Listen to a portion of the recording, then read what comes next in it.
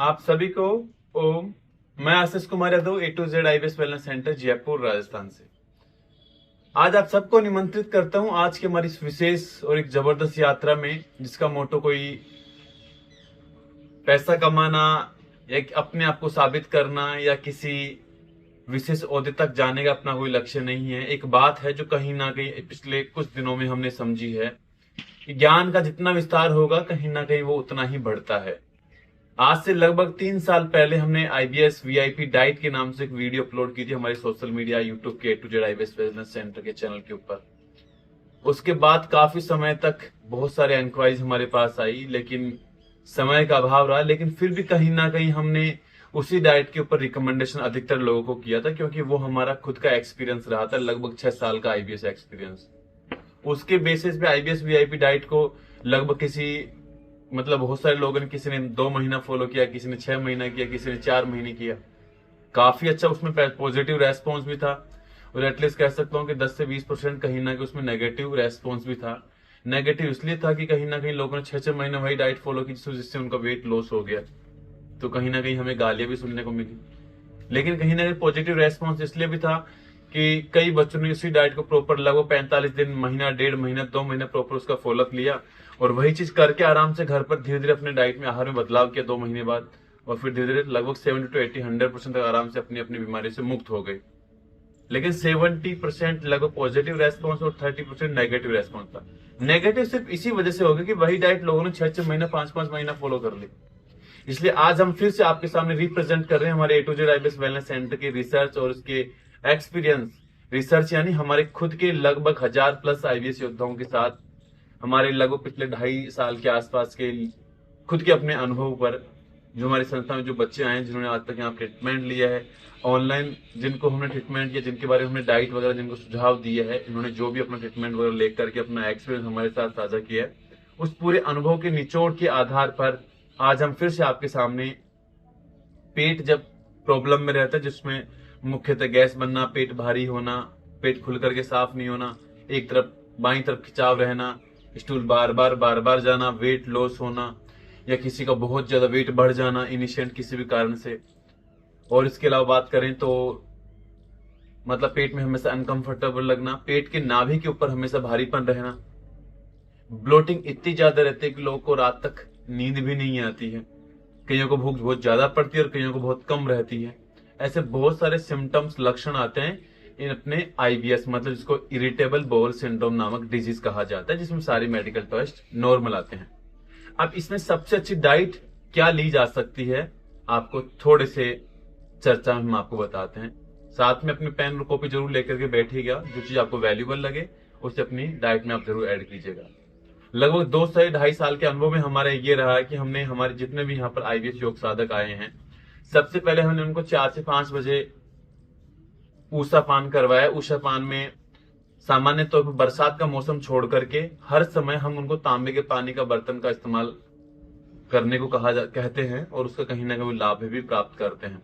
रात्रि में आप तांबे के बर्तन में पानी रखिए, बर्तन हमेशा हर दूसरे से तीसरे दिन आप बर्तन के पानी को अच्छे से मांज लेंगे, और उसी पानी को आप रात में भिगोगे, रात में पानी भिगोना और सुबह आपको उसका पानी इस्तेमाल करना 1 से 2 गिलास, जितना आपकी सहूलियत लगे। पानी हमेशा उकड़ू आसन या मलासन में बैठ करके पीना है, जितनी आपकी कैपेसिटी हो। वो पानी पीने के बाद जितना अगर आपसे ताड़ासन, तिर्यक ताड़ासन, वक्रासन जो भी आप लगा सके, उन आसनों का अभ्यास करके आपको सोच आदि के लिए अपने सोच का कार्यक्रम निपटा देना, जो कि हमारे शरीर की शुद्धि की सबसे पहली क्रिया होती है। उसके बाद फिर हम आते हमारे योगा के अभ्यास पर। योगाभ्यास में मुख्यतः हम सूर्य नमस्कार, दंड बैठक, पुशअप्स, जो शुरू हल्के से जॉगिंग के साथ हम शुरू का योगाभ्यास प्रारंभ करते हैं। उसके पश्चात लगभग 20 से 25 मिनट के आसपास मुख्य आसन करते हैं। मुख्य आसन पवन मुक्त आसन है, उत्तान पादासन है, सेतुबंध आसन है, पादांकुश नासिका स्पर्श आसन है, और पवन मुक्त आसन। ये मुख्य आसन आ गए, जो आप हर दिन इनका अभ्यास 20-25 मिनट में कर लेंगे। इसके बाद जब हम अपने डाइट पर चलते हैं, तो अगली डाइट की ओर। अपनी डाइट में हमेशा आप ड्राई फ्रूट्स जरूर रखें। जिनको अल्सर है, या कहीं ना कहीं सीवियर को इंजरी हो रखी है, या बहुत ज्यादा डायरिया की फ्रीक्वेंसी है, ऐसी स्थितियों में ड्राई फ्रूट निषेध रखना है। जलन, अल्सर, रिसेंटली कोई इंजरी और इसके अलावा डायरिया की फ्रीक्वेंसी में आपको ड्राई फ्रूट नहीं लेने हैं। नॉर्मली ड्राई फ्रूट में आप क्या ले सकते हो, 4 से 5 पीस बादाम, 2 पीस अखरोट, 5-7 पीस मुनक्का और 2 पीस अंजीर, 1 से 2 चम्मच पंपकिन सीड्स। इन सबको आप रात में भिगो देंगे। अंजीर और मुनक्के का पानी से अगर आपको इस्तेमाल करना है तो उसे अलग से बर्तन में आपको भिगोना है। ये लगभग रात्रि भिगोना है और सुबह अपने योगा करने के पश्चात 10 मिनट बाद आपको इनका इस्तेमाल करना है। सर्दियां हो तो आप इसी पानी को थोड़ा गुनगुना कर लेंगे तो सबसे अच्छा रहेगा, भाई सर्दियां नहीं लगे, इसलिए सहूलियत अनुसार। भाई गर्मी में आप इसका इस्तेमाल कर सकते हैं। वेट अगर किसी को बढ़ाना है तो वेट बढ़ाने के लिए आपको इसी में काजू ऐड कर लेनी है और इसी में आपको खजूर ऐड कर लेना है, जो कि आपके वेट गेन में हेल्प करेगा। अगर साथ में थोड़ा वेट और बढ़ाना है, अगर पेट ठीक है, पेट खुल करके साफ होता है, तो साथ में आप वेट गेन करने के लिए क्या कर सकते हैं, जैसे कि गुड़ और चने का इस्तेमाल सुबह में आप कर सकते हैं। उसके उपरांत आप ऊपर से 1 से 2 गिलास दूध पी सकते हैं अगर आपको सूट करे तो। ये प्रातः का सबसे अच्छा आहार है। अब अगली ओर प्रस्थान करते हैं। ठंडा है मौसम, सर्दियां आएंगी, तो कहीं ना कहीं उसमें हम क्या क्या ले सकते हैं। इसमें जौ का दलिया तो देखो थोड़ा ठंडा रहता है, तो जौ का दलिया में आप थोड़ी अजवाइन डाल सकते हैं। जैसे 1/4 टीस्पून आपने अजवाइन डाल ली। जौ का दलिया सबसे पौष्टिक होता है वेट लॉस करने के लिए, या वेट लॉस करना उद्देश्य नहीं, पेट को हल्का सुपाच्य रखने के लिए। तो उसमें आपने 1/4 टीस्पून आपने उसमें अजवाइन डाली थोड़ा गर्म करने के लिए। उसमें आपने जैसे 1 चम्मच आपने घी डाल लिया, उसमें आपने थोड़ा काला नमक डाल लिया, और आपने जौ का जो दलिया है उसको आराम से आपने किसी भी सीधा सिंपल आप पानी में उबाल करके आप इसका इस्तेमाल करके अपने आहार में मॉर्निंग में अपने, या तो ड्राई फ्रूट को स्किप करके आप ये ले सकते हैं, नहीं तो ड्राई फ्रूट के आधे घंटे बाद आप इसका इस्तेमाल कर सकते हैं, जो शरीर में थोड़ा गर्मी देने के लिए आपके लिए पर्याप्त रहेगा। इसके बाद अगले चरण में चलते हैं। तो इसमें हमारी सर्दियों में विशेषतः बाजरे की राबड़ी राजस्थान में सबसे प्रसिद्ध होती है। जिसको दूध सूट नहीं करता वो छाछ की राबड़ी में, मतलब छाछ के अंदर बाजरा डालकर उसको बिल्कुल धीमे धीमे मंद आंच पर पकाया जाता है, और उतारने के बाद स्वाद अनुसार जो भी सेंधा या काला नमक जो डालना चाहिए वो आप नमक अपने उस राबड़ी में डाल सकते हैं। अगर जिनको दूध सूट करते तो दूध में ही बाजरे की राबड़ी बना सकते हैं। ये भी बहुत अच्छा और हल्का और सुपाच्य भोजन होता है। तो ये आपका प्रातः का सबसे अच्छा आहार है जो हमने आपको बताया है। अब अगली ओर प्रस्थान करते हैं, आगे की ओर। तो आगे की ओर प्रस्थान करने के लिए आपको सबसे पहले 10 से 11 बजे के आसपास जो भी आपका पहले का जो लंच होगा, तो लंच में आप क्या क्या ले सकते हैं। देखो अधिक ठंडा मौसम हो तब तो छाछ निषेध बताया जाता है, क्योंकि कफ प्रकृति का अधिक होता है, बढ़ा हुआ होता है, तो सर्दी जुकाम लगने पर छाछ का इस्तेमाल नहीं करना है। नहीं तो छाछ सामान्य तौर पर सबसे अच्छा होता है, हमारे कार्तिक के मास में लेने के लिए सबसे अच्छा बताया जाता है। तो सुबह प्रातः के 10 से 11 बजे के भोजन में जो ज्वार गेहूं की बनी हुई आटे की चपाती आपको लेना है। सब्जियों में मूली, गाजर, पालक, बथुआ, इसके अलावा हरी मिर्च की चटनी, मूंग दाल, इसके अलावा लगभग अगर और चीजों में बात करें तो आप जैसे कुछ कुछ चीजों में चटनी वगैरह बना करके इस्तेमाल कर सकते हैं। चटनी में जैसे आपने हरे पुदीने की, हरे धनिया की, हरे लहसुन की, प्याज की, इन सबका मिक्स करके आप चटनी इस्तेमाल कर सकते हैं। ये लगभग आपका सुबह का आहार है। सुबह के आहार में बताइए सब्जियां, छाछ और साथ में आपकी चपाती। जिसका स्टूल लूज रहता है वो लवण भास्कर चूर्ण किसी ब्रांड का इस्तेमाल कर सकते हैं अपने स्वाद अनुसार, अपनी स्थिति अनुसार, अगर स्टूल लूज रहे तो। और जिसको डायरिया या मतलब कॉन्स्टिपेशन है तो उनको सुबह से प्रातः में मतलब खीरा या ककड़ी जरूर अपनी सलाद, मतलब अपने डाइट में सलाद के तौर पे आपको इस्तेमाल करना है। ये प्रातः का भोजन है। इसके पश्चात भोजन के बाद आप 10-15 मिनट वज्रासन जरूर लेंगे। अब अगली कड़ी में चलते हैं। दोपहर में 12 से 1 के 4 के आसपास, इस समय में सबसे अच्छा समय होता है फल के लिए। फल या जूस जो भी आपके लिए पर्याप्त। तो फल में जैसे सबसे अच्छा रहता है जिनको कॉन्स्टिपेशन है उनके लिए अमरूद, नाशपाती, बाबूबोसा, ड्रैगन फ्रूट और अनारदाना, ये सबसे अच्छे फल होते हैं जिनको भी कॉन्स्टिपेशन या पेट साफ नहीं होने की समस्याएं हैं। जिनको डायरिया रहता है तो उनके लिए बनाना, साथ में एप्पल, इसके अलावा बनाना का जूस, या ये लगभग सबसे अच्छी चीजें रहेंगी, या दही और अपना केला।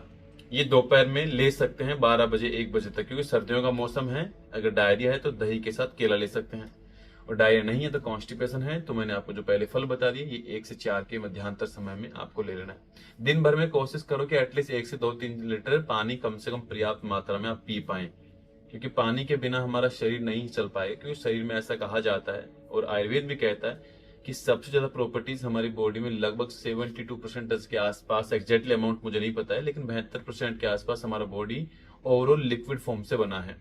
तो पानी की इंटेंसिटी प्रॉपर आपकी बॉडी में होनी चाहिए, इसलिए पानी का प्रॉपर आपको ध्यान रखना है। अब चलते हैं संध्या काल में 5 बजे के आसपास। उस समय कई बार बच्चों को क्रेविंग होती है कि क्या लें, भूख बहुत अधिक लगती है।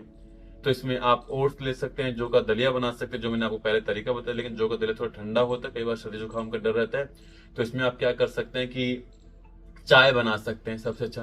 जैसे काली पत्ती की चाय डाली, उसमें आप थोड़ा नीम गिलोय डालिए, थोड़ा तुलसी डालिए, अगर आपको एसिडिटी अल्सर नहीं है तो। और जिनको एसिडिटी अल्सर वगैरह है तो वो मुलेठी की चाय ले सकते हैं। या जैसे सर्वकल्प क्वाथ पतंजलि का अपना ये भूमि आंवला मकोई पूर्णिमा का क्वाथ आता है, तो आप वो क्वाथ ले सकते हैं। किसी भी ब्रांड का ले सकते हैं, मैं किसी ब्रांड का प्रमोशन नहीं कर रहा, जो आपको ठीक लगे। इसके अलावा और अल्टरनेटिव में देखें तो जैसे मैंने सामान्य तौर पे आपको क्वाथ में बताया कि जैसे जिनको भी एसिडिटी अल्सर है, मुलेठी का ले सकते हैं, धनिया की चाय बना करके ले सकते हैं, सौंफ का पानी उबाल करके पी सकते हैं, जीरा और थोड़ा सा आपने अजवाइन का पानी डाल करके उबाल करके उसमें थोड़ा काला नमक डाल करके या 1-2 तुलसी के पत्ते डाल करके उबाल करके पी सकते हैं। बिल्कुल ठंडा करके पीना है। ये सामान्य जितना आपको पीने में सहूलियत लगे, गर्म भी नहीं और ठंडा भी नहीं। ये 4 से 5 के आसपास आप बिल्कुल ले सकते हैं, ये आपको लाभ प्रदान करेगी। अब संध्या में चलते हैं 6, 6:30, 7 के उपरांत। या तो सूर्य अस्त हो उससे पूर्व भोजन लो, या सूर्यास्त के टोटली अस्त होने के बाद। जब सूर्यास्त हो रहा हो, जब संध्या की घड़ी होती है, तब बिल्कुल भोजन निषेध बताया जाता है। उस वक्त कोई भी ऐसी क्रिया नहीं होनी चाहिए, सिर्फ भगवान के सुमिरन के अलावा। ना तो उस समय कोई भोजन होना चाहिए, ना कोई नींद निद्रा होनी चाहिए, ना नहाने का, ना सोच का, ना अध्ययन का, कोई भी कार्य नहीं होना चाहिए। इसलिए सूर्यास्त के समय जब सर्दियां होती है, लगभग 5:30 के समय के आसपास लगभग सूर्यास्त प्रारंभ हो जाता है। तो उस घड़ी को छोड़ देना है, उस घड़ी से पूर्व भोजन ले या पश्चात में भोजन ले। भोजन संध्या में क्या क्या ले सकते हैं? लौकी, टिंडा, परवल, तोरई, ये 4 सब्जियां हैं सर्दियों में सबसे अच्छी, जो संध्या में आप सब्जी ले सकते हैं। चपाती मैंने बताई, जौ ज्वार गेहूं की तीनों सब्जियां, मतलब ये जौ ज्वार गेहूं, इन तीनों का मिश्रण का बना हुआ आटा, जैसे 5 किलो गेहूं, 3 किलो ज्वार, मतलब 3 किलो या 2.5 किलो के आसपास ज्वार और 2 किलो जौ के, इस मिश्रण को आप इस्तेमाल करके अपने डाइट में इनकी चपाती बनाएं। सर्दियां अधिक लगे और अगर आपको डाइजेस्ट हो सके तो उसमें आपने जैसे आधा किलो आपने जैसे उसमें बाजरा डलवा लिया तो वो भी अच्छा रहता है। और भी अधिक ठंडक आपको ज्यादा लगती है तो उसमें थोड़ा आपने अजवाइन जरूर डाल लेनी है आटे में। जैसे अगर आपका 8-9 किलो आटा है तो जब भी माता श्री कोई भी आपके आटा गूंथे तो बोलो कि मतलब 1 चम्मच का चौथा हिस्सा या जैसे 2 अंगुलियों के बीच जितना अजवाइन आ सके वो आपके आहार में डालते हैं। उससे गैस वगैरह में मदद मिलेगी, भूख बढ़ने में मदद मिलेगी, कहीं ना कहीं कॉन्स्टिपेशन में उसमें मदद मिलता है। लेकिन ये ध्यान रखिए बॉडी के अनुरूप, पित्त प्रकृति के अनुरूप लेना है। पहले से किसी पित्त प्रकृति से अगर आप दोष से ग्रसित हैं तो फिर इनका इस्तेमाल आपके लिए निषेध है। संध्या के भोजन के बाद सौंफ और मिश्री जरूर इस्तेमाल करें। उसके पश्चात 10 मिनट वज्रासन लगाएं। और संध्या का जो समय है जो सोने का, वो लगभग 8 से 9 बजे का रखो। ये लगभग टोटली चीजें हैं। सोने से पूर्व मेडिटेशन या ध्यान अवश्य करें। डीप ब्रीथिंग की प्रैक्टिस कर लो, थोड़ा ध्यान कर लो, जो आपको अच्छा लगे वो आप कर लेंगे। ये सब कुछ चीजें कमाल की है जो आपको बेनिफिट करेगी। ओवरऑल चीजें लगभग मैंने डायरिया और कॉन्स्टिपेशन से संबंधित ये प्रश्नों के जवाब दिए हैं। निषेध रखना आपको खट्टे फल, या जहां तक मैं कहूँ सर्दियां आ रही तो आप अपने आहार में घी बिल्कुल ले सकते हैं। लेकिन जिनको अल्सर है, ब्लीडिंग होती है, उनके लिए बिल्कुल निषेध है। नहीं, कहीं ना कहीं 1 से 2 चम्मच अपने आहार में सब्जियों के अंदर आप घी जरूर ऐड कर सकते हैं, वो आपको लाभ पहुंचाएगा। तो ये लगभग सुबह से लेकर के संध्या तक की चर्चा में, मतलब सुबह से लेकर के संध्या तक की इस समय घड़ी में जो भी आपके लिए उपयुक्त आहार है, योगा मैंने आपको सुबह में बताया, संध्या में सत्संग या ध्यान का अभ्यास करें। ये ओवरऑल चीजें हैं जो आपको लाभ करेंगे। सोने से पूर्व नाभि में ऑयल किसी भी कंपनी का, किसी भी घर में जो भी इस्तेमाल करते हैं वो आपको लाभ अवश्य करेगा। जैसे कोकोनट ऑयल है, सरसों ऑयल है, किसी को मालिश कर लीजिए, लाभ पहुंचाएगा। तो मुझे उम्मीद और आशा है कि आज की हमारी चर्चा में जो भी चीजें हमने आपको बताई कहीं ना कहीं आपकी लाइफ में जरूर कोई ना कोई वैल्यू जरूर ऐड करेगी और अपने आने वाले भविष्य में आपको अपने अच्छे स्वास्थ्य की ओर लेकर के चलेगी। फिर भी अगर आपको कोई भी प्रश्न रहे तो आप हमें नीचे दिए गए कमेंट बॉक्स में आप हमें कमेंट में अपना सवाल छोड़ सकते हैं या अपनी कोई भी राय जरूर छोड़ सकते हैं। जो अगर हमें वैल्यूबल लगेगी तो हम हमारे अगले वीडियो में उसको जरूर पिन करके आपके साथ साझा करेंगे। आप सबके अच्छे स्वास्थ्य की कामनाएं करते हैं। आप सभी को ओम।